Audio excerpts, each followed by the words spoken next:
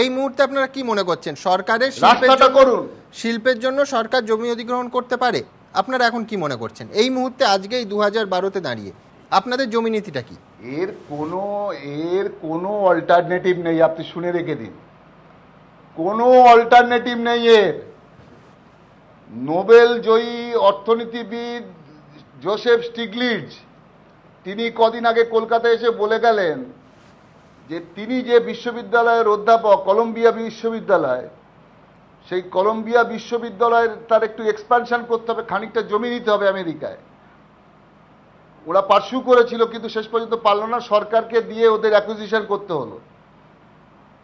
অমর্ত্য সেন বলছেন যে সরকারকে শিল্পের জন্য, রাস্তার জন্য, ব্রিজের জন্য, আপনি ইলেকট্রিসিটি 2 বছর বাদে ঘোর লোডশেডিং এর মধ্যে পশ্চিমবাংলা পড়বে।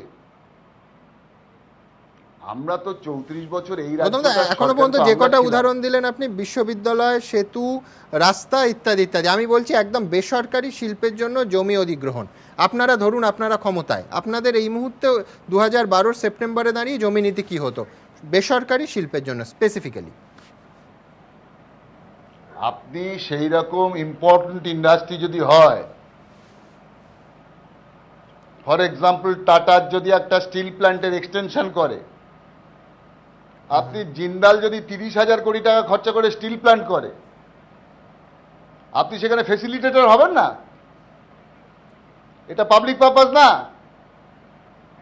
এটা within the orbit of the countries rule and regulation না।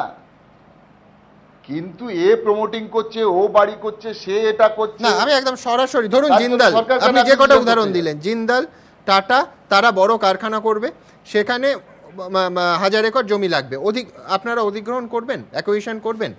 আমি ফ্যাসিলিটি দেওয়ার কথা বলছি। করবেন? হ্যাঁ করবো, সাহায্য করবো, নিশ্চয়ই করবো, নিশ্চয়ই সাহায্য করবো, নিশ্চয়ই সাহায্য করবো, কেন করবো না? এটা ব্যক্তিগতভাবে গৌতম দেব না পার্টি লাইন? তার মানে আপনি বলতে চাইছেন good bye tata, good bye Jindal, কোনো বড় ইন্ডাস্ট্রি এখানে তো হবে না।